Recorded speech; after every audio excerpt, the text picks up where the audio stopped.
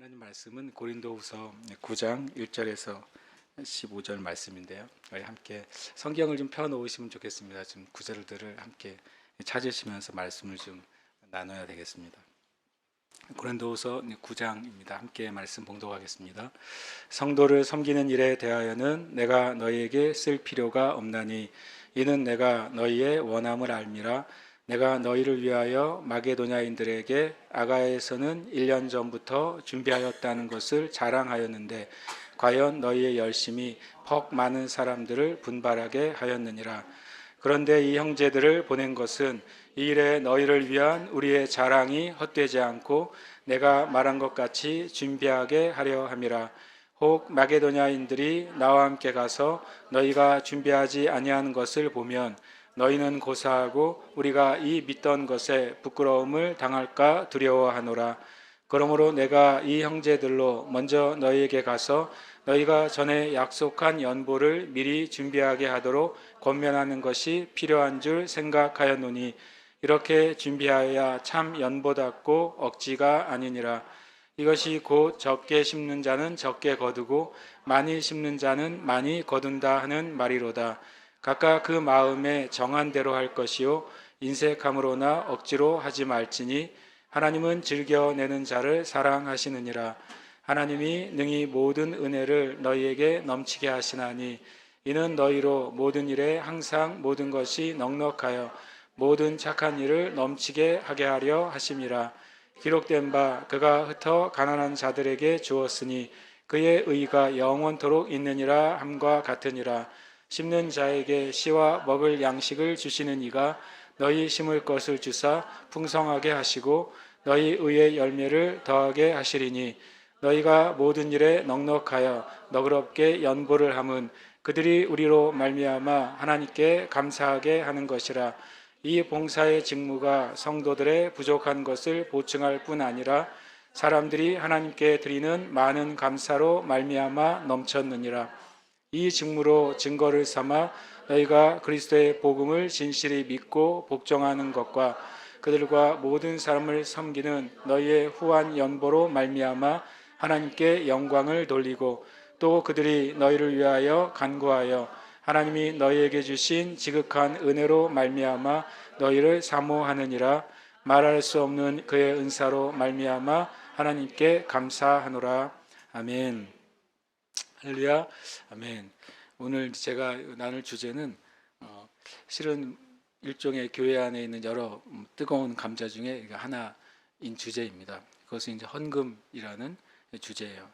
실은 이 교회 안에 이 헌금에 대한 비판도 존재하고 헌금에 대한 오해도 존재하고 또 헌금에 대한 왜곡이나 미혹도 존재하는 때 있습니다. 실은 그것은 뭐 지금 이제 저희가 살아가는 이 시대에만 있는 문제는 아니었고 그것은 아주 옛날부터 있었던 문제이죠. 왜냐하면 헌금이 뭐와 관계가 있으니까요.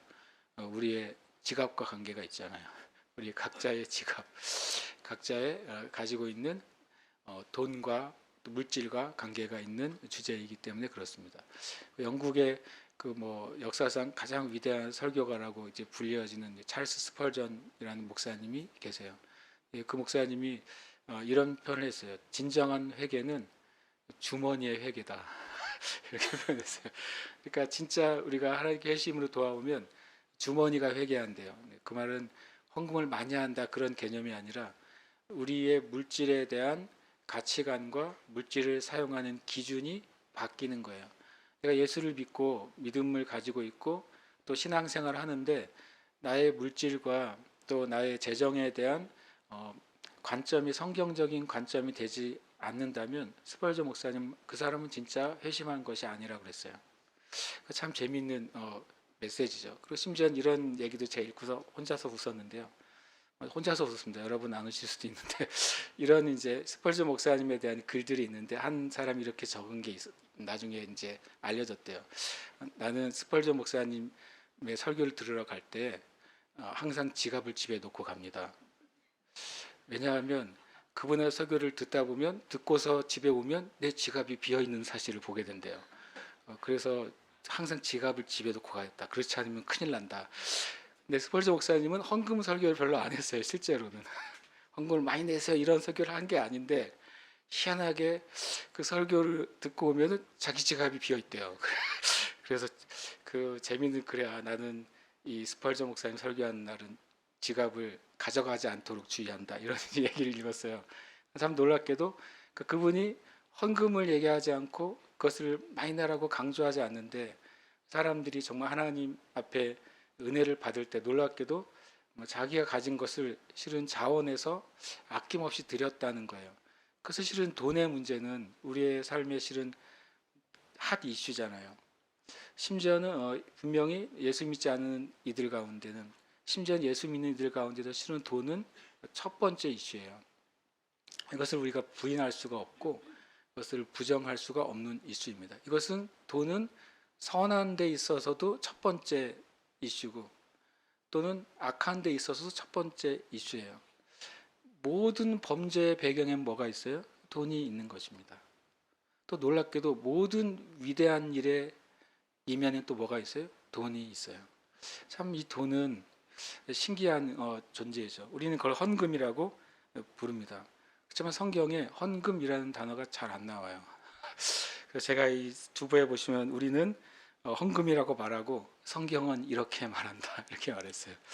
우리가 그런 말 쓰잖아요. 뭐뭐라고 쓰고 뭐뭐라고 읽는다 이런 표현하는데 마치 돈, 헌금에 대한 주제가 그래요. 우리가 어떻게 생각하는 관점이 있는데 놀랍게도 성경은 실은 완전히 다른 관점으로 돈이나 헌금을 얘기하고 있었어요.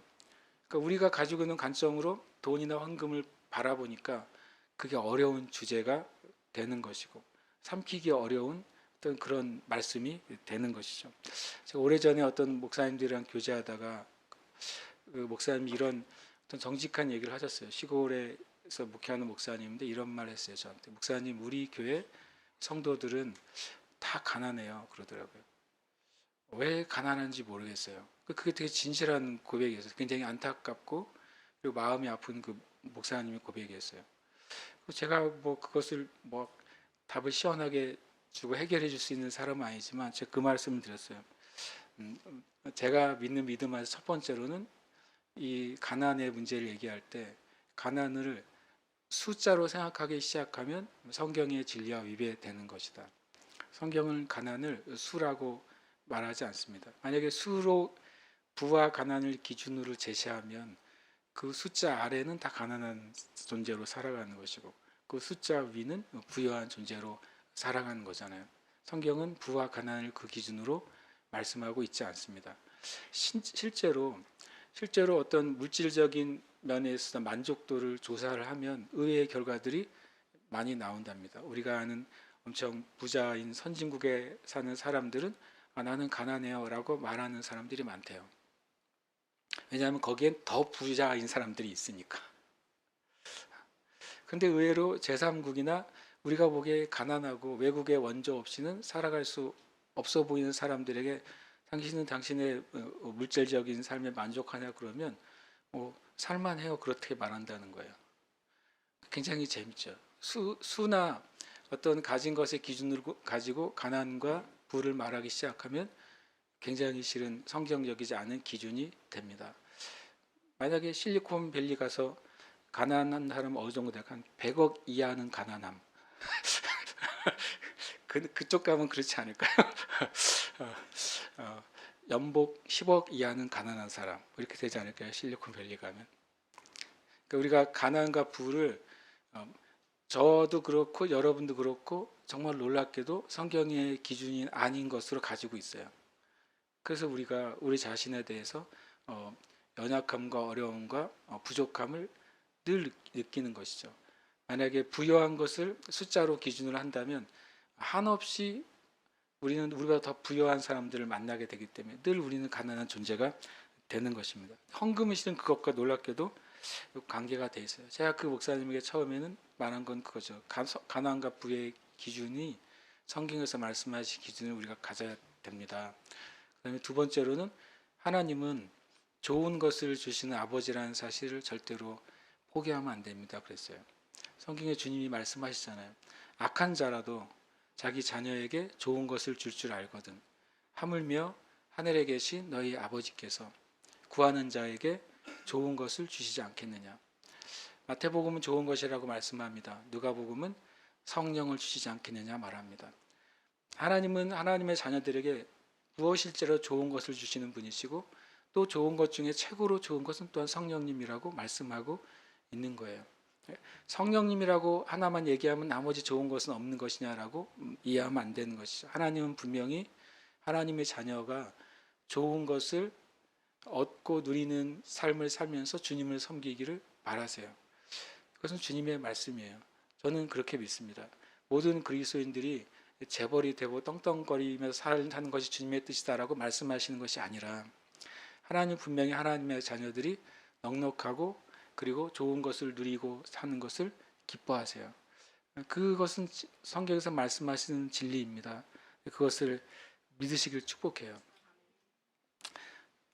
그래서 이 헌금의 문제는 아주 그런 이슈가 계속 관계가 돼 있어요. 그리고 또 그 목사님 제가 그 말했어요. 제가 감히 그 말했어요. 목사님 교회에 목사님이 생각하기에 정말 우리 성도는 다 가난해요 라고 말한다면 그 이유 중에 하나는 놀랍게도 목사에게 있어요. 그랬어요. 만약에 목사가 교회에서 오직 예수님을 믿음으로 의롭게 되고 구원받습니다. 이 말씀을 전하지 않는다면 그 교회에 있는 성도들은 구원의 진리를 알 수 있습니까? 없습니까? 알 수 없겠죠. 그렇죠. 성경에 있는 모든 종류의 믿음은 진리의 말씀이 전해질 때 그것을 받은 사람들에게 믿음이 발생한다고 말씀하세요. 그러니까 구원의 진리를 목회자가 전하고 가르치는 자가 전할 때 구원의 진리를 듣고 구원의 믿음이 발생하는 겁니다. 맞습니까? 마찬가지로 성경에 있어서 재정에 대한, 물질에 대한, 헌금에 대한 성경의 진리를 가르칠 때 재정과 물질과 헌금에 대한 믿음이 발생해요. 맞습니까? 실은 그 교회 목사님은 그걸 가르쳐 본 적이 없다고 그랬어요. 정직하게. 목회하면서 한 번도 헌금 얘기를 안 했대요. 그게 덕스러운 목회라고 생각했대요.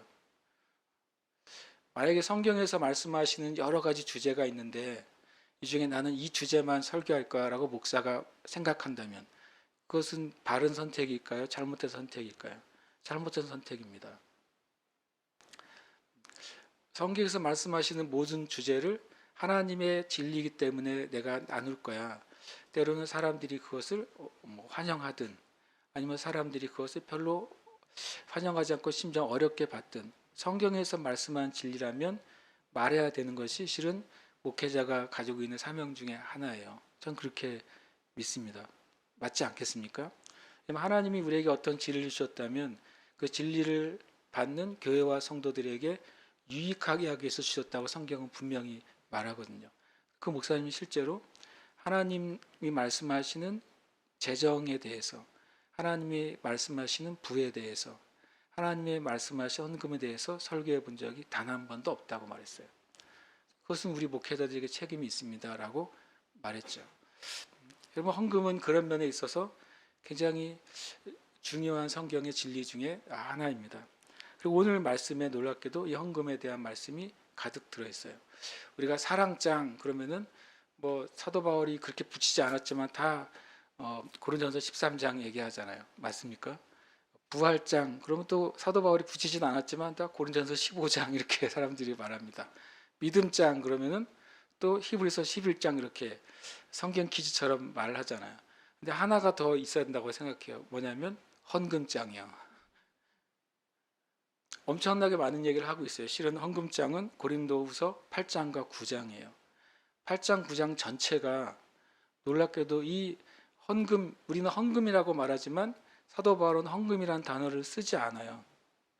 그렇지만 헌금에 대한 주제를 가지고 8장과 9장 굉장히 긴 메시지를 전하고 있고 하나님께서는 우리에게 그것을 말씀을 통해 말씀하고 있어요.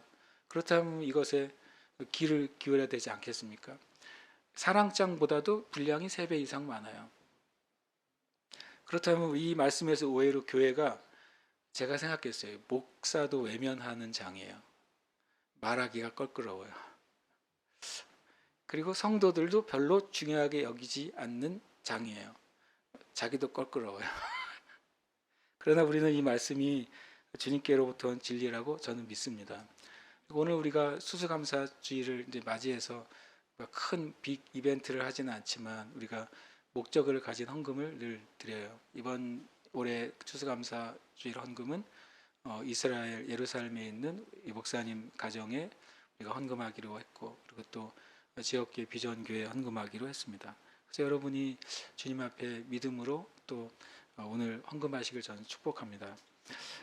그래서 이 헌금에 대해서 이 사도 바울은 뭐라고 말씀하고 있는지를 우리가 보는 시간이 되기를 바라고, 그리고 이 헌금에 대해 왜곡되고 잘못된 이 기준, 세상에서 말하는 기준, 우리가 그대로 가지고 있는 기준, 그것이 우리 가운데 제거되기를 축복합니다. 제가 지난주인가 지난주에 놀라운 얘기를 들었는데요. 제주의 어느 교회에서 이제 전도지를 나눠주는데 전도지의 내용에 이런 문구가 있었대요. 우리 교회는 헌금을 요구하지 않습니다.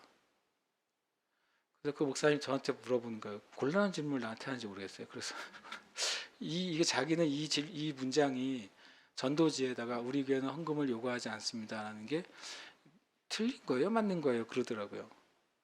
그리고 제가 뭐라고 말했냐면 당연히 틀린 거죠, 그랬어요. 성경에서는 그렇게 말하고 있지 않기 때문에. 혹 그런 것 때문에 우리 교회는 헌금을 요구하지 않아요 말 때문에 사람들이 저 교회 가면 별 갈등 없이 그냥 교회 다닐 수 있겠구나라고 해서 한두 명이 교회 오게 될지는 모르겠지만 그 문장은 진리가 아니에요. 하나님은 헌금을 요구하세요. 하나님은 헌금을 요구하세요.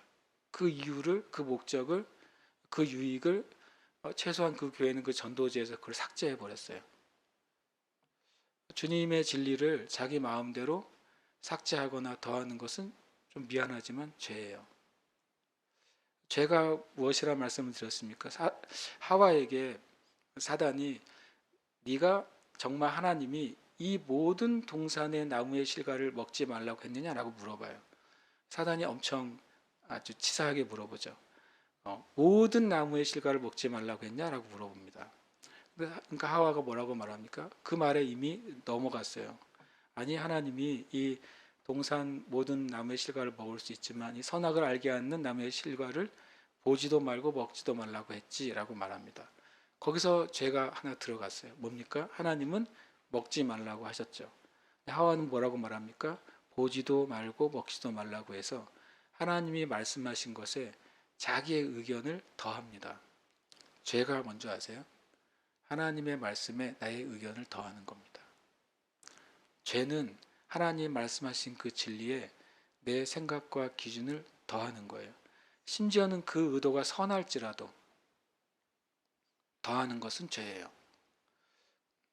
혹시 제가 성경에다가 제 생각을 더해서 가르치면 저한테 카톡을 하세요.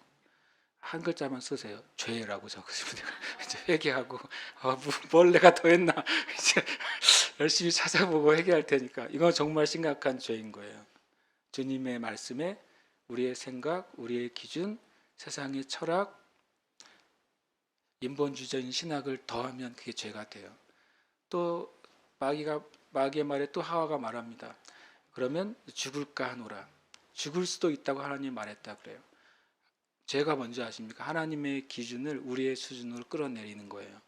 하나님은 정령 죽으리라 그러셨어요. 만약에 퍼센트로 말하면 100% 죽을 거라고 말씀하신 거죠. 근데 하와는 그것을 살짝 내립니다. 네가 그 선악을 알게 한 나무의 실과를 먹으면 죽을까 하노라. 죽을 수도 있어 라고 하나님이 경고하셨다고 말해요. 하나님은 경고하신 게 아니에요. 하나님은 명령하셨고 심판하신 거예요. 그것을 끌어내린 거죠. 100%를 90%, 좀 그럼 95% 정도 끌어내렸어요. 하나님의 말씀의 기준을 우리의 생각에 따라 끌어내리는 순간, 실제로 이 땅의 많은 교회와 저와 같은 목회자들이 어떤 죄를 짓냐면 복음을 전하고 사람들을 교회에 오게 한다는 선한 이유로 복음의 기준을 낮춰요. 교회의 문턱을 낮춰야지, 이런 기준으로 낮춰가지고 말씀을 나누게 돼요. 그러면 그들을 구원하는 게 아니라 거짓 진리로 초대하는 거예요. 우리가 그래서 말씀을 가능한 한 정말 말씀대로 볼 수 있도록 우리가 주의해야죠. 물론 우리는 온전하지 않아요. 늘 주님께 은혜를 구하고 깨닫는 마음을 주시고 또 우리가 잘못 이해했을 때 바른 길로 인도하도록 우리는 구해야 돼요. 주님은 그럴 때 바른 길로 인도하신 분이라고 저는 믿습니다. 헌금의 주제인지 엄청나게 막 무겁게 얘기를 시작했어요. 죄송합니다. 먼저 사도 바울은 헌금을 뭐라고 칭하고 있는지를 좀 보겠습니다. 따라해 볼까요? 시작. 은혜의 일. 놀랍게도 헌금이라는 단어 대신에 은혜의 일이라는 표현을 사용하고 있어요. 고린도후서 8장 19절입니다. 오늘 좀 찾으시면서 읽으셔야 되겠어요. 고린도후서 8장 19절 함께 읽겠습니다. 시작. 이뿐 아니라 그는 동일한 주의 영광과 우리의 원을 나타내기 위하여 여러 교회의 택함을 받아 우리가 맡은 은혜의 일로 우리와 동행하는 자라. 사도 바울이 고린도 교회에 디도를 파송하면서 디도에 대한 일종의 추천의 말을 사용합니다. 사도 바울의 사역 가운데 사도 바울의 제일 중요한 사역은 뭐였어요? 이방인에게 복음을 전하는 거였죠. 그렇죠. 사도 바울의 두 번째 사역이 뭐였어요? 라고 물어보면 이렇게 나와 있는 성경 기준은 없더라고요. 사도 바울의 두 번째 사역은 뭐냐면요. 교회 복음을 전하고 교회를 세우는 게 맞아요. 그런데 두 번째 사역은 예루살렘 교회를 위한 헌금을 걷어서 전달해 주는 사역이었어요. 예루살렘 교회가 예루살렘 첫 공회를 열고 이 이방인들에게 어떤 자유의 복음의 메시지를 전달할 사람들을 택했고 또 그들에게 맡긴 임무가 바로 헌금을 예루살렘에 핍박받는 성도들이 흩어지게 됐죠. 마치 중국과 북한의 지하교회처럼 그들이 정말 어려운 가운데 신앙생활을 해야 됐었어요. 그러니까 공식적인 공직에 참여할 수도 없고 그리고 남들에게 버젓한 비즈니스나 일을 할 수도 없었습니다. 그래서 초대교회 핍박받던 시절에 예루살렘 교회 성도들은 경제적으로 엄청난 많은 고난 가운데서 믿음을 지키는 삶을 살았어요. 그것을 위해서 지금의 이제 터키, 그 당시에는 뭐 아시아 지역이라고 불렀죠. 그리고 지금의 그리스 북부는 마게도냐라고 부르고 그리스 남부는 아가야 지방이라고 로마 시대에 불렀죠. 그 지역에 있는 새로 세워진 교회들이 예루살렘에 핍박받는 교회와 성도들을 위해서 선교와 구제 헌금을 드렸던 거예요. 그것들을 모아다가 그리고 그것을 헌금을 내라고 격려하고 그리고 권면하고 그것을 모아서 예루살렘 교회에 전달해 주는 것이 사도 바울의 정말 중요한 사역이었어요. 사도의 사역이었습니다. 이것은. 그리고 우리가 아는 것처럼 사도행전 후반기에 사도 바울이 어떻게 잡히게 됩니까? 성전에서 잡히게 되잖아요. 그래서 잡힌 것도 그 전 사건을 보면 그 헌금을 모아서 전달하고 하나님이 하신 사역을 사람들에게 보고한 후에 예루살렘 성전에서 잡힌 거예요. 사도 바울은 헌금 전달하고 나서 잡혔어요. 임무는 당한 것이죠. 생각해보면 사도 바울이 그 돈을 헌금을 가지고 다녀야 되는 거잖아요. 교회들마다 다니면서 헌금을 모을 때마다 헌금의 양은 증가하겠죠. 그때 때의 도적들이 활보하던 그 시절에 생각해 보시면 사도 바울은 두 종류로 목숨의 위기를 늘 지키면 이렇게 겪으면서 사역을 했다는 걸 알 수 있어요. 하나는 사도 바울을 반대하는 유대인들이요. 유대인들이 끊임없이 생명의 위협을 가했어요. 두 번째로는 사도 바울이 교회들로부터 모아온 거액의 헌금이에요. 실제로 성경은 거액의 헌금이라는 단어를 씁니다. 헌금을 가지고 다녔으니까 아마 모르긴 몰라도 사도 바울과 함께했던 일행들은 밤에 잘 때 저는 요즘식으로 하면 불침번을 섰을 것 같아요. 왜냐하면 당시에는 그냥 도적들이 와서 죽이고 뺏어가면 끝인 시대입니다. 사도 바울이 갔던 길들도 그렇게 대도시를 다닌 게 아니잖아요. BIR 하시죠. 사도 바울이 가는 길들을 보시면 산맥을 건너가요. 토로스 산맥인가요? 그 건너가요. 제가 한번 그거를 좋은 생각에 유튜브로 봤어요. 그 토로스 산맥을 드론으로 찍어주는 걸 봤는데 정말 어마무시하더라고요. 거기를 어떻게 걸어갔을까 하는 생각이 들어요. 지금도 몇 주에 걸쳐서 그걸 트레킹을 하는 사람들이 있더라고요. 그런데 거액을 들고 다니는 거예요. 누가 보호 경찰관이 다니는 것도 아니잖아요. 사도 바울은 이 정말 이중적으로 생명의 위협을 가지고서 복음 전도의 사역을 했던 것이죠. 그리고 고린도 교회에도 이렇게 그 헌금을 권면하고 디도를 통해 받아오기 위해서 추천할 때 이런 표현을 써요. 19절에 보면 여러 교회 택함을 받으니 받아 우리가 맡은 은혜의 일로 우리와 동행하는 자라. 디도를 이 은혜의 일로 우리와 함께 동행하는 자라. 은혜의 일이 뭡니까? 이 헌금을 가지고 전달하는 사역. 이것을 사도 바울이 헌금이라는 표현을 안 쓰고 은혜의 일이라고 말하고 있습니다. 원어적인 의미는 뭐냐면 바로 하나님께 영광을 올려드리는 사역이라고 되어 있어요. 헌금은요, 하나님께 영광이 되는 사역이에요. 우리가 정말 그 사실을 아는지 모르겠어요. 내가 작은 금액을 드리든 하나님 나에게 풍성하게 주셔서 많이 드리든 상관없이 내가 드리는 헌금은 하나님의 은혜에 참여하는 일이에요. 이것이 성경에서 말씀하시는 정의예요. 세상이 헌금을 어떻게 말하는지 몰라도 성경은 그렇게 말하고 있어요. 우리가 드리는 선교와 구제 헌금은 하나님께 영광을 올려드리는 은혜의 사역이다 라고 말하고 있고, 사도 바울은 그것을 너무나도 가치 있고 은혜로운 사역이라고 실은 말하고 있는 것입니다. 두 번째, 고린도후서 8장 8절 한번 읽어볼까요? 뭐라고요? 사랑의 진실함이라고 말했어요. 고린도후서 8장 8절 말씀인데 우리 거꾸로 좀 돌아가서 같이 읽겠습니다. 시작. 내가 명령으로 하는 말이 아니요 오직 다른 이들의 간절함을 가지고 너희의 사랑의 진실함을 증명하고자 함이로다. 아멘. 참 이렇게 말하면 잘못 들으면 너희들이 진짜 사랑하면 헌금 많이 해야지 라는 말로 들릴 수도 있는 문장이에요. 그러나 분명히 사도 바울은 이 고린도 교회를 포함한 이방의 교회들이 그들에게 생명의 복음을 전달한 그 예루살렘 교회를 향해서 헌금하고 섬기는 것은 그들을 향한, 그리고 그들을 향해서 주신 하나님에 대한 사랑의 진실함의 표현이라고 말하고 있는 것입니다. 헌금은 돈을 드리는 게 아니에요.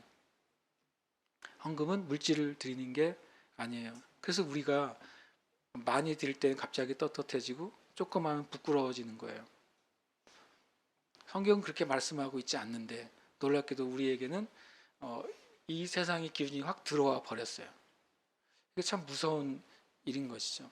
주님이 2렙돈을 드린 여인에게 분명히 이 여인이 제일 많이 드렸다라고 말씀을 하셔도 우리에겐 이미 돈에 대한 세상의 기준이 확 들어와 있어가지고, 그러니까 이것이 사랑의 진실함으로 드리는 게 너무 어려워요. 내가 사랑하기 때문에 드리는 헌금을 하기가 참 어려운 시대에 우리가 살고 있어요. 우리가 헌금을 드릴 때 하나님에 대한 사랑을 고백하는 것이고, 이 헌금이 쓰여지는 그 사역과 그 대상 가운데 우리의 진심으로 사랑한다는 고백을 실은 나누고 있는 거예요. 그것이 사도 바울이 하고 있는 말이죠. 저는 이제 8장 9장을 지난주 이번 주에 걸쳐서 새벽 예배 때 말씀을 묵상하면서 정직하게 이런 생각을 가져서 내가 왜 이 사실을 이렇게 이해하지 못했지라는 생각이 들었어요. 이렇게 긴 8장 9장의 2장에 걸쳐서 진정한 하나님의 헌금에 대한 메시지를 계속 말씀해 주셨는데 나는 이 말씀 중에 한두 구절만 기억하고 있는 거예요. 한두 구절만 제가 헌금을 나눌 때 말하는 구절로 나눴던 거예요. 그러나 이 주님께 드리는, 그리고 선교지와 연약한 지체들에 드리는 헌금은 정말 놀라운 하나님의 역사의 통로라는 사실 이번에 제가 깨닫게 됩니다. 또 고린도서 8장 21절 말씀입니다. 함께 읽겠습니다. 시작. 이는 우리가 주 앞에서뿐 다시 한번 읽겠습니다. 시작. 이는 우리가 주 앞에서뿐 아니라 사람 앞에서도 선한 일에 조심하려 함이라. 아멘. 21절은 우리가 교회 재정을 어떤 태도로 가져야 되는지를 잘 말씀해 줍니다. 사람 앞에서도 교회 재정에 대해서 온전해야 돼요. 하나님 앞에서도 온전해야 되는 것이죠. 얼마 전에 참 황당한 그 기사가 하나 있었어요. 어느 큰 교회에서 교회 그 재정을 관리하는 사무장이라는 분이 거의 한 20년간 매주 헌금의 일부를 자기가 가져간 거예요. 어떻게 그런 일이 있을 수 있지 하는 생각이 들잖아요. 근데 어쨌든 그 수법이 엄청 대단하긴 했어요. 제가 읽으면서. 근데 제가 그 글 읽다가 뭘 생각하게 되게 됐냐면요. 미안하지만 도대체 이 교회 목사는 뭘 하고 있었을까? 두 번째로는 도대체 이 교회의 리더가 되는 장로님들이나 리더들은 뭘 하고 있었을까? 주님께 드려진 이 귀중한 헌금에 대해서 뭐 하고 있지 않은 거예요? 조심하지 않는 거예요. 얼마나 그것에 대해서 중요하게 생각하지 않고 가치 있게 생각하지 않고 그것에 대해서 마음을 들이지 않으면 한 사람이 거의 20년 가까이 주님께 드린 성도들의 그 귀한 헌금을 혼자 자기가 매주 엄청난 양을 자기의 주머니에 가져가는데도 모르고 있을 수 있을까? 좀 두려운 마음이 제가 들더라고요.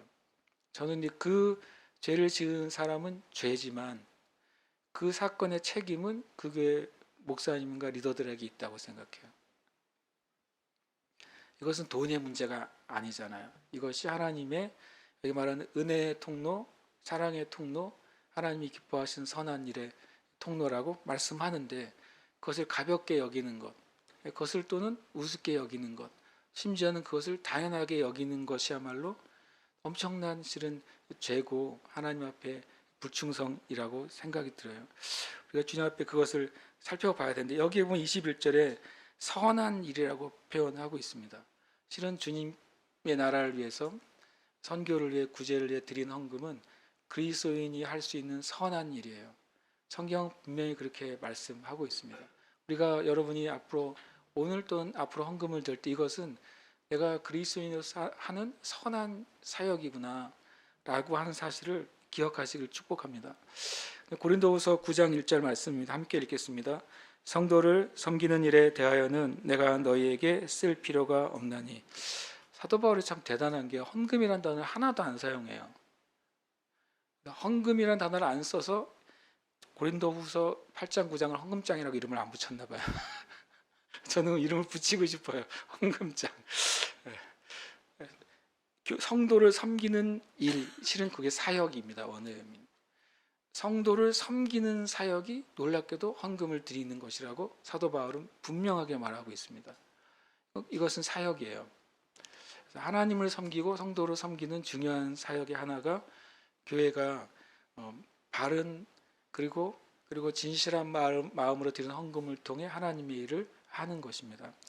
우리가 이것을 기억해야 돼요. 이것은 헌금을 드리고 헌금을 바르게 사용하는 것은 하나님 나라와 성도를 섬기는 중요한 사역이구나 라는 사실을 우리가 기억해야 되는 것입니다. 굉장히 많아요. 8장 9장에 또 있습니다. 함께 읽을까요? 연보 또는 복이라고 되어 있어요. 저는 고린도서 9장 5절은 그 전부터 이제 알았는데 이번에 다시 보면서 이게 새롭게 각인이 됐어요. 고린도서 9장 5절 함께 읽겠습니다. 그러므로 내가 이 형제들로 먼저 너희에게 가서 너희가 전에 약속한 연보를 미리 준비하게 하도록 권면하는 것이 필요한 줄 생각하였노니 이렇게 준비하여야 참 연보답고 억지가 아니니라. 여러분이 정상적인 성경이라면 연보 옆에 조그맣게 반가로 2번이라고 써 있어요. 써 있습니까? 네, 써 있으면 그 밑에 성경 맨 하단에 보면 조그맣게 2번하고 뭐라고 써 있습니까? 헬 써 있고 뭐라고 되어 있습니까? 복이라고 써 있죠. 누가 또 헬이라고 써 있으니까 지옥 아니냐 그런 사람이 있었어요. 그래서 제가 잘 보라 제가 그런 적 있어요 한번. 헬라어라는 뜻입니다. 헬라어의 의미는 연보라는 말이 뭐라고요? 복이다라는 거예요. 제가 뭐 가끔 진짜로 전혀 그런 의미로 설마 읽을 사람이 있을까 하는데 그런 의미로 읽는 분들이 진짜 있더라고요. 그래서 제가 되게 놀랐는데 어쨌든 거기에 뭐라고 되어 있습니까? 우리 한글 성경은 연보라고 되어 있지만 헬라어의 의미는 뭐라고요? 복이라고 되어 있어요. 놀랍게도요. 실제로 헬라어 단어 율로기아라는 단어를 쓰는데 율로기아라는 단어의 그냥 원어의 뜻은 아름다운 말이에요. 아름다운 말. 그리고 그것이 다른 사람을 칭찬하는 말, 축복하는 말이 율로기아예요. 헌금을 드리는데 왜 칭찬하는 말, 축복하는 말이라고 썼는지 신기하지 않습니까? 그리고 이것이 확장돼서 영적으로 쓰일 때는 축도라는 뜻으로 쓰여요. 축도가 뭡니까? 교회에서 운도 제가 하잖아요. 예배 끝날 때 주님의 이름으로 성도들을 축복하는 거죠. 성부, 성자, 성령의 이름으로 축복하는 것. 이것이 헬라어의 율로기아라는 단어에 담긴 의미예요. 그러면 헌금을 놀랍게도 사도 바울이 공식적인 언어는 연보죠. 사도 바울 시대는 연보라는 단어를 쓴 거예요. 헌금이라는 단어보다. 그럼 그 연보의 의미를 사람들이 들을 때 뭐라고 들어요? 아름답게 축복하는 말, 축도라는 거예요. 실은 돈을 드리는데 그 돈의 의미를 축도라고 말한 거예요. 축복이라고 말한 거죠. 우리가 하나님 안에서 구제나 선교나 하나님의 일을 위해 헌금을 줄 때 우리는 이 물질 안에 축복을 담아서 전달하는 의미를 가지고 있는 것이죠. 사도 바울은 그 말을 하고 있는 것이죠. 여러분이 예루살렘 교회 가난한 성도들, 거기서 사역하는 사역자들을 위한 구제와 선교 헌금을 할 때 여러분이 물질을 통해 뭐 하는 것이라는 것, 축복을 전달하는 것입니다 라고 말한 거예요. 여러분과 제가 뭐 주일 헌금을 드리든 11조에 헌금을 드리든 뭐 건축 헌금을 드리든 오늘처럼 선교와 구제 헌금을 드리든 그것은 실은 놀랍게도 성경은 말해요. 너희들이 드릴 때 나의 복이 그것을 통해 전달될 것이라고 말씀하는 거예요. 굉장히 정말 중요한 헌금에 대한 이해라고 제가 생각하게 됐어요. 사도 바울은 그렇게 사용하고 있습니다. 계속해서 복이 흘러가는 놀라운 하나님의 통로가 되는 것이죠. 고린도서 9장 9절입니다. 함께 말씀 읽겠습니다. 기록된 바 그가 흩어 가난한 자들에게 주었으니 그의 의가 영원토록 있느니라 함과 같으니라. 사도 바울이 헌금을 드리는 일에 대해서 시편 112편 9절 말씀을 인용해요. 헌금을 드리는 그 행위를 뭐라고 표현하냐면 흩어 가난한 자들에게 주는 것이라고 말합니다. 근데 그것을 뭐라고 표현합니까? 그의 뭐라고요? 의라고 표현해요. 이렇게 연약한 지체들을 위해 선교지를 위해 하나님 나라를 위해 드리는 헌금은 바로 그리스도인들이 행할 수 있는 의다라고 표현하고 또 10절에서는 의의 열매라고 표현하고 있어요. 우리에겐 두 종류의 의가 있어요. 첫 번째로는 예수 그리스도를 믿음으로 우리의 죄가 사하여지고 하나님께 받아들여지는 믿음의 의가 있어요. 그것은 우리가 만들어낼 수가 없잖아요. 그것은 하나님으로부터 받은 거예요. 예수님을 통해 우리가 의롭게 된 것입니다. 예수님을 통해 우리의 죄가 용서함을 받은 거예요. 맞습니까? 그러니까 저와 여러분은 예수님 안에서 뭡니까? 의인이에요. 이거를 고백해야 돼요. 이것을 양보하면 안 돼요. 그것은 주님이 하신 것이지 나의 상태나 나의 상황이나 나의 어떠함 때문에 주어지거나 사라지는 게 아닙니다. 그런데 또 한 가지 의가 있어요. 우리가 예수님으로 말미암아 의롭게 된 우리가 하나님이 하라고 하신 뜻을 행할 때 그것을 그리스도인의 의로운 행위가 되는 것입니다. 너희는 그 은혜를 인하여 믿음으로 말미암아 구원을 받았나니 그것이 구원의 순서잖아요. 하나님의 은혜가 먼저 우리에게 있었고 그것을 하나님의 성령의 은혜로 그것을 믿게 돼요. 그때 하나님 우리에게 값없는 선물로 구원을 주시죠. 그 다음에 뭐라고 되어 있습니까? 그 다음에 이 구원받은 자들이 선한 일을 행하도록 우리를 부르셨다는 사실을 깨닫는다고 말했어요. 우리에게는 하나님의 뜻을 따라 행하는 의가 필요합니다. 그런데 이 헌금이 그리스도인들이 행할 수 있는 하나님의 뜻 가운데 하나라고 사도 바울은 말하고 있는 거예요. 우리는 헌금을 돈을 드리는 게 아니라 하나님의 내가 구원받은 자로서 주님께 의로운 삶의 증거로서 또한 그 행위로서 하고 있다는 사실을 우리는 기억해야 됩니다. 고린도후서 9장 10절 말씀입니다. 함께 읽겠습니다. 심는 자에게 씨와 먹을 양식을 주시는 이가 너희 심을 것을 주사 풍성하게 하시고 너의 의의 열매를 더하게 하시리니. 아멘. 이 말씀은 의외로 중요합니다. 심는 자에게 뭘 주신다고요? 씨와 먹을 양식을 주세요. 심지 않는 자에겐 이것이 없어요.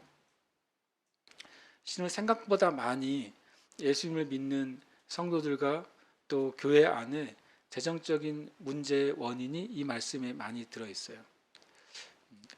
우리가 교회적으로 또 믿음의 삶에서 심지 않는 삶을 살기 때문에 우리에게 심을 것과 먹을 것이 공급되지 않을 때가 굉장히 많습니다.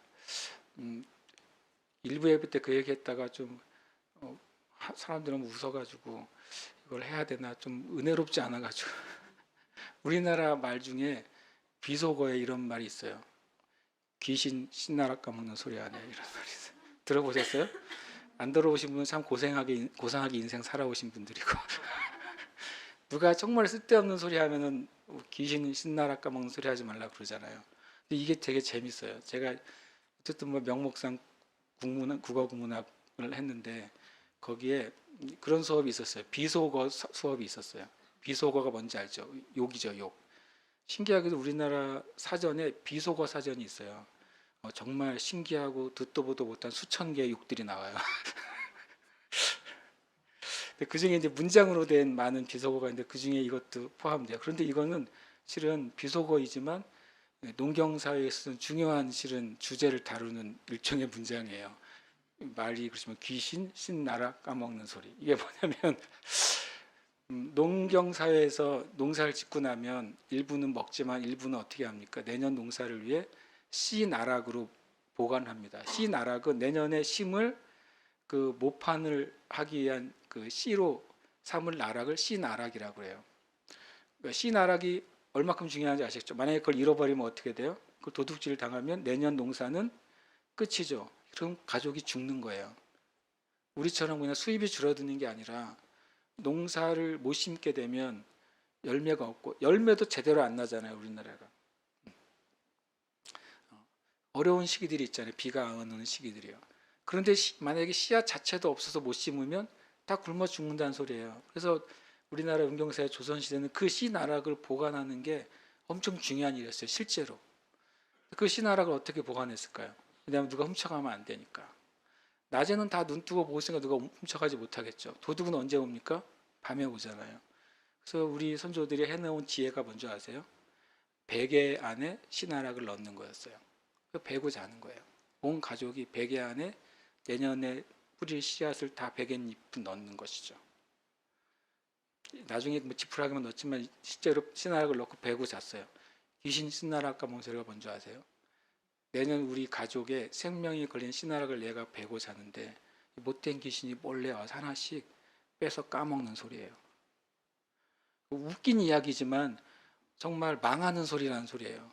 망하는 소리가 귀신 신나라 까먹는 소리예요. 이게 비속어가 되고 농담이 되고 우스갯소리가 됐지만 제가 그걸 보다가 이 말씀하고 실은요. 저는 굳이 그런 것과 말씀을 연결시키고 싶진 않지만 놀랍게도 하나님이 우리에게 주신 재정과 재물 가운데 일부분은 심도록 되어 있는 재정입니다. 만약에 그 농부가 심어야 될 씨앗을 배고프다고 밥을 지어 먹으면 어떻게 되겠어요? 그날은 배부르게 먹겠죠. 내년엔 다 같이 굶어 죽는 거예요. 근데 놀랍게도 그것과 상관없이 성경은 말하고 있어요. 심는 자에게 씨와 먹을 양식을 주신다. 저와 여러분이 가지고 있는 어떤 것이 재정이든 물질이든 거기에는요 두 종류가 있다는 사실을 많은 그리스도인들이 몰라요. 내가 가지고 있는 재정의 일부분은 심어야만 되는 물질이에요. 그래야 다음에 거기서 무엇인가 얻을 수 있는 물질이라고요. 그리고 나머지 재정은 내 삶과 나를 위해 하나님이 사용하도록 주신 물질이에요. 그 구별이 성도들의 삶에 없어가지고 첫 번째로는 어떤 사람은 둘 다 심어버려요. 그리고 쫄쫄 굶는 인생을 살아요. 미래를 위하여서 심는다고 말해요. 몰빵으로 투자를 해요. 그리고 망하는 거예요. 어떤 사람은 반대로 다 먹어버려요. 정작 내 눈앞에 있는 게 필요하니까 심을 것까지도 다 먹어버리는 것이죠. 미안하지만 지금 이 세대가 그래요. 내일 일은 난 몰라요. 하루하루 살아요. 그냥 눈앞에 있는 것, 내가 원하는 것, 나를 즐겁게 해주는 것에 그냥 모든 걸 다 써버리는 거예요. 그리고 심을 게 없어요. 성경은 두 가지로 심으라고 말합니다. 하나는 하나님께 심어야 돼요. 이것을 교회에 믿는 사람들이 알지 못하면 나중에 자기도 모르는 사이에 실제로 우리의 삶 가운데 많은 손해를 보았는데 그게 왜 보았는지를 몰라요. 그리고 하나님 우리에게 주신 삶과 미래를 위해서 심어야 된다고 말씀하고 있습니다. 여러분에게 질문하고 싶어요. 여러분이 뭐 그 재정과 물질 얼마인지 상관없어요. 여러분의 물질에는 심어야 될 물질이 있고 내가 사용할 수 있는 물질이 있다는 사실을 알고 계십니까? 만약에 그것을 모른다면 여러분의 재정에 있어서는 뭔가 지금 문제가 발생하고 있는 거예요. 성경이 그렇게 말씀하고 있는 것입니다. 그럴 때 그것을 지킬 때 하나님은 심은 것에서부터 열매를 주신다고 말씀하세요. 심고 거두는 데 있어서 가장 극적인 예가 있는데 그것이 이삭이에요. 이삭은 그랄 지역에 갔을 때 그 지역 전체가 심각한 가뭄에 들어갑니다. 그래서 사람들이 그 지역을 떠났겠죠. 왜냐하면 고대 사회에는 가뭄이 들면 가뭄이 들지 않는 곳으로 이주하는 게 일반적인 상식인 거예요. 그러니까 실은 이삭이 거기를 떠나려고 할 때 주님이 말씀하시죠. 너는 여기를 떠나지 마라. 네가 떠나지 않으면 내가 너의 아버지에게 약속하신 축복을 너에게 주겠다고 합니다. 이삭이 그 말씀에 순종하죠. 이삭의 원래 직업이 뭡니까? 목축업이잖아요. 아버지도 목축업 맞습니까? 이삭도 목축업. 그 자식인 야곱도 목축업 맞죠? 야곱의 12자식도 다 뭐예요? 목축업이잖아요. 그죠? 그런데 그 다음이 희한한 문장이 나와요. 이삭이 농사를 지어 이렇게 말해요. 저 그 말을 읽다가 되게 재밌었어요. 분명히 이삭은 농사를 짓는 업을 하는 사람이 아니에요. 아브라함 때부터 대대로. 근데 그가 이제 목축업을 할 수가 없죠. 왜냐하면 가뭄이 들었으니까 뭐가 안 나요? 풀이 없잖아요. 그 풀을 뜯게 하기 위해서는 당연히 양떼와 소떼를 데리고 풀이 있는 다른 지역으로 이동해야 되는데 주님이 가지 말라고 하시는 거예요. 앉아 죽으라는 소리와 비슷하잖아요. 근데 이삭이 놀랍게도 거기서 순종을 합니다. 그러면 이삭이 할 수 있는 게 뭐예요? 목축은 못하죠. 놀랍게도 그 메마른 땅에 이삭이 심은 거예요.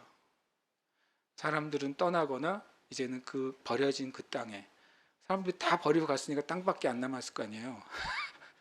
그 말씀은 한 줄인데요. 엄청 많이 묵상이 됐어요. 이삭은 거기에 심습니다. 왜냐하면 성경에 이삭이 농사를 지어라는 표현을 썼으니까요. 거기에 무엇인가 심죠. 그런데 비는 안 와요.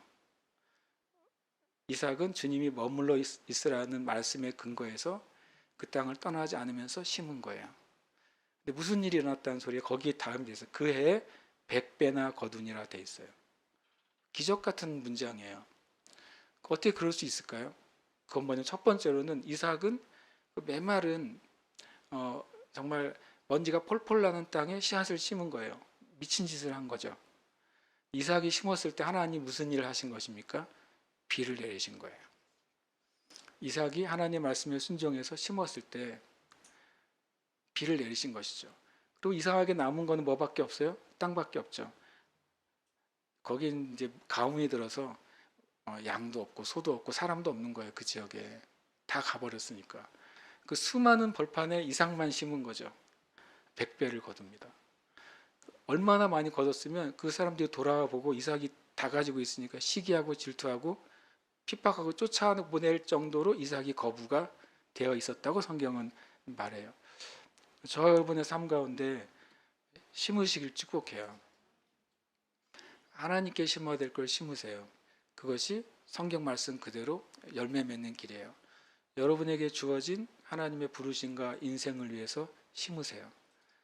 다 까먹지 마시고 신나라 까먹지 말고 심을 것을 심으세요. 그래야 미래의 열매를 하나님이 주시는 거예요. 이 말씀은 우리가 헌금도 하나님의 나라에 심는 씨앗이라고 분명히 사도 바울은 말씀하고 있어요. 그것이 심겨졌을 때 하나님 나라의 일들이 열매 맺게 될 것이라고 말씀하고 있는 것입니다. 함께 읽겠습니다. 시작. 봉사의 직무라고 합니다. 고린도후서 9장 12절인데요. 같이 함께 읽겠습니다. 시작. 이 봉사의 직무가 성도들의 부족한 것을 보충할 뿐 아니라 사람들이 하나님께 드리는 많은 감사로 말미암아 넘쳤느니라. 아멘. 이 사도 바울은 헌금을 이 봉사의 직무라고 딱 표현하고 있습니다. 굉장히 은혜로운 표현이죠. 이것이 사도의 사역이라고 말해요. 사도적 사역이라고. 사도가 교회를 섬겨 하나님을 섬기는 중요한 사역, 직무라고 말하고 있어요. 그래서 교회에 헌금을 하고 헌금을 선교지나 연약한 지체들과 교회들에게 흘려보내는 것은 하나님 나라의 엄청 중요한 사역이 되는 것입니다. 마지막인데 우리 고린도후서 9장 15절 읽겠습니다. 시작. 말할 수 없는 그의 은사로 말미암아 하나님께 감사하노라. 아멘. 말할 수 없는 은사라는 표현은 사도 바울만 사용한 표현이고 성경에 몇 번 안 나와요. 신약에서도요. 심지어 어느 주석에는 사도 바울이 만들어낸 신조어라고 설명해놨더라고요. 말할 수 없는 이란 단어는 평소에 쓰는 단어가 아니래요. 1세기에. 그런 사도 바울이 하나님이 주신 은혜에서 설명할 때 이 표현을 썼어요. 정말 말로 할 수 없는, 인간의 단어나 지식으로 완전히 설명할 수 없는 것을 말할 때 이 단어를 몇 번 써요. 그 중에 하나, 헌금에 대해서, 헌금이 성도들에 의해서 그 사랑과 진실함과 정말 헌신에 의해서 그것이 모아지고 그것이 전달되고 그 전달된 그 지역에 하나님의 은혜가 꼽히는 모든 상황을 말할 수 없는 은사라고 표현합니다. 궁극적인 말할 수 없는 은사는 하나님께서 예수님을 통해 우리에게 주신 구원의 은사가 말할 수 없는 은사예요. 그리고 또 이 고린도후서 8장 9장에서는 이 성도를 섬기고 교회를 세우고 연약한 자들을 세우는 이 헌금의 사역이 말할 수 없는 하나님의 구원의 은사가 될 수 있다고 말하는 것이죠. 돈이 사람을 구원하지는 않잖아요. 그렇죠? 돈 자체가 사람을 구원하진 않습니다. 그러나 교회와 성도들의 진실하고 헌신된 헌금이 전달되는 그 과정과 그 사역을 통해 하나님이 구원하시는 사역을 계속 이어가시고 확장시키세요. 그래서 이것은 말할 수 없는 하나님의 은사에 속하게 되는 것입니다. 이 말씀 한번 같이 읽겠습니다. 시작. 우리 주 예수 그리스도의 은혜를 너희가 알거니와 부여하신 이로써 너희를 위하여 가난하게 되심은 그의 가난함으로 말미암아 너희를 부여하게 하려 하심이라. 아멘. 이 말씀은 이제 헌금에 대한 하나님의 관점이에요. 지금까지는 사도 바울이 헌금을 이렇게 말하고 있다는 걸 제가 나눴어요. 사도 바울은 헌금을 이렇게 말하고 있어요. 그것은 하나님의 은혜입니다. 헌금은 성도를 섬기는 사역입니다. 헌금은 여러분의 사랑의 진실함이 표현되는 것입니다. 헌금은 복이 흘러가는 것이고, 헌금은 선한 일이고 그리스도인의 의다. 헌금은 하늘에 심는 씨앗이고 봉사의 사역이고 말할 수 없는 은사입니다라고 말했어요. 그럼 이 헌금에 대해서 하나님은 어떻게 여기시냐 하는 거예요. 하나님은 이 헌금하는 것을 어떻게 여기시느냐, 이것을 가지고 무엇을 하기를 원하시느냐, 그것을 우리가 알 수 있는 말씀 중 하나가 9절이에요. 그의 가난함으로 말미암아 너희를 부유하게 하심이라. 이게 신기하다고 제가 생각했어요. 이거는 예수님 얘기를 하고 있잖아요. 주 예수 그리스도의 은혜를 너희가 알거니와, 헌금 얘기를 하다가 갑자기 주 예수 그리스도의 은혜를 얘기해요. 그 은혜가 뭐냐면 부여하신 이가 가난하게 되셨다. 이것은 뭡니까? 성육신의 사건을 말하는 거거든요. 헌금을 얘기하는데 성육신을 얘기해요. 하나님이 이 땅 가운데, 심판 가운데 있는 땅, 구원받을 수 없는 죄의 저주 가운데 있는 이 땅과 인류에게 하나님이 예수님을 보내셨잖아요. 이 말씀에 의하면 하나님이 이 세대에 헌금하신 거예요. 누구를 헌금하신 거냐면 예수님을 헌금하신 거예요. 예수님은 하나님의 은혜예요. 예수님은 이 땅의 죽은 영혼들을 섬기는 하나님의 사랑이에요. 예수님은 하나님이 우리를 사랑하신다는 것을 진짜로 증거한 하나님의 진실함의 표현입니다. 예수님이야말로 이 땅에 하나님이 주신 복이에요. 예수님이 하나님 우리에게 허락하신 최고의 선한 일이고 의이십니다. 예수님은 바로 하나님이 이 땅 가운데 구원을 위해 심으신 씨앗이에요. 썩지 않고 죽지 않는 영원한 살아있는 말씀의 씨앗, 그분이 예수님이신 거예요. 그분이 바로 예수님의 사도적인 사역이 이 땅 가운데 임한 것입니다. 그것은 하나님이 우리에게 주신 말할 수 없는 은사, 그분이 예수님이에요. 전 처음에 이 구절을 이해할 수가 없었어요. 처음엔 왜 사도 바울이 헌금 얘기를 하다 갑자기 성육신 얘기를 할까? 마치 우리가 주님의 이름으로 우리의 것을 헌신해서 드리는 헌금은, 그리고 그것이 하나님의 나라의 역사가 나타나게 되는 이 헌금의 사역은 마치 하나님께서 이 땅 가운데 하나님이신 예수님, 하나님의 모든 영광과 권력과 권세와 부와 영화를 가지신 그 예수님이 그걸 완전히 버리시고 가난하게 되신 것이죠. 그래서 우리를 부유하게 하신 사건, 그것과 같다고 사도 바울이 놀랍게도 비유합니다. 사도 바울의 이 영성과 계시가 얼마나 놀라운지 제가 이번에 알게 됐어요. 이렇게 이것이 이 의미를 가리키고 있구나 하는 사실을 처음 이해하게 됐어요. 이것이 헌금에 대한 하나님의 관점이에요. 이 헌금이 쓰여질 때 거기에 진정한 하나님의 축복과 부요함이 흘러가도록 하신 디자인이 주님의 헌금의 관점인 것입니다. 또 이 말씀이 있습니다. 함께 읽겠습니다. 이제 너희의 넉넉한 것으로 그들의 부족한 것을 보충함은 후에 그들의 넉넉한 것으로 너희의 부족한 것을 보충하여 균등하게 하려 함이라. 이게 참 재미있는 표현이죠. 만약에 우리가 북한의 지하교회 성도들이 헌금했다고 생각해 보세요. 그럼 북한의 지하에 있는 성도들이 우리를 위해 헌금할 가능성이 몇 %나 될까요? 실은 현실적으로는 그런 일은 잘 일어나지 않는 일이에요. 그렇죠? 근데 놀랍게도 하나님이 사도 바울 통해 그 말을 하시는 거예요.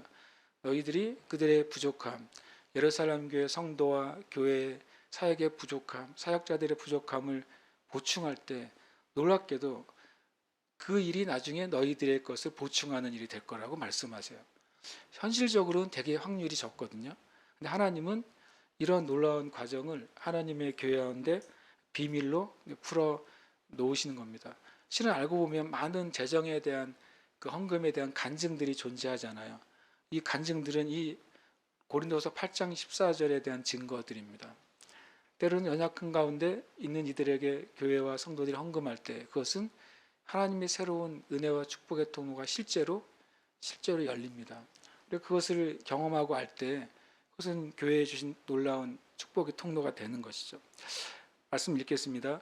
하나님이 능히 모든 은혜를 너희에게 넘치게 하시나니 이는 너희로 모든 일에 항상 모든 것이 넉넉하여 모든 착한 일을 넘치게 하려 하심이라. 아멘. 그것이 하나님의 부요의 순환인데요.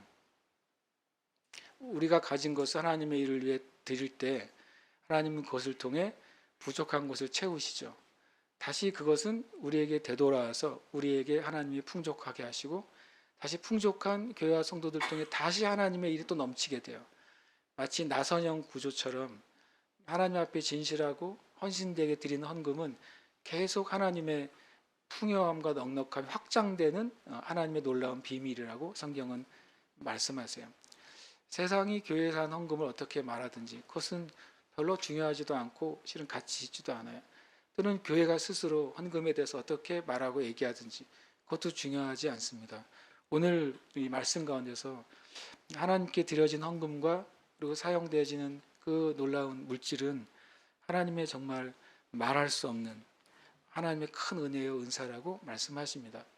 저는 이 말씀을 이번에 새롭게 받기로 결정했어요.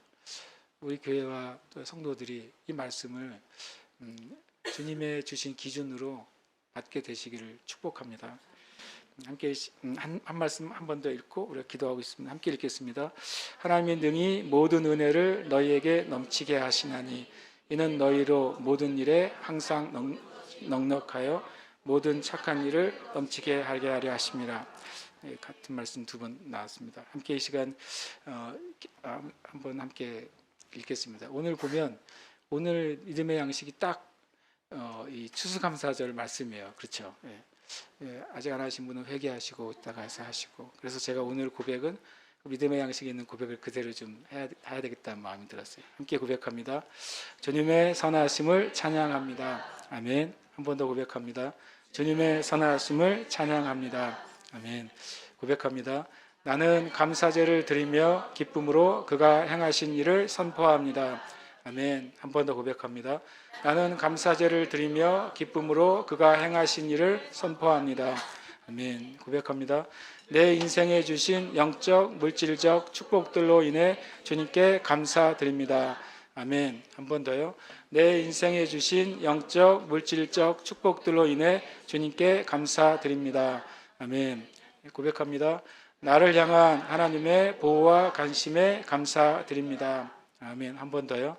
나를 향한 하나님의 보호와 관심에 감사드립니다. 아멘. 믿음의 양식 고백에 제가 살짝 숟가락을 얹었어요. 나만 얹어가지고. 그러니까 우리 이름을 넣어서 고백할 때 어떤 분 이러실 수 있어요. 하나님, 저는 제 인생에 아직 제가 원하는 만큼의 영적인 물질적인 축복이 없어요 라고 생각하실 수도 있습니다. 그러나 우리는 그것을 주님이 말씀하신 믿음으로 고백하는 겁니다. 주님은 좋은 것을 주시는 아버지예요. 좋은 것을 통해 또 다른 사람을 축복하기를 원하시는 아버지예요. 우리의 믿음의 조상에게 주신 약속이 뭡니까? 내가 너를 복의 근원이 되게 하겠다. 원래의 의미는 내가 너를 복 자체가 되게 하겠다라고 원어는 그렇게 되어 있어요. 내가 너를 복 자체가 되게 하고 너와 관계하는 사람들이, 너와 접촉하는 사람들이 복 자체인 너를 통해 나의 복이 흘러가도록 하겠다. 그것이 하나님의 구원의 계획 안에 들어있는 또한 부유함과 축복의 계획이에요. 그것이 하나님의 계획입니다. 이것을 믿음으로 우리 여러분 고백하시고 또 기도하시기를 축복합니다. 함께 이 시간 우리 나의 이름을 넣어서 우리가 고백하고 함께 기도하겠습니다. 주님의 선하심을 찬양합니다.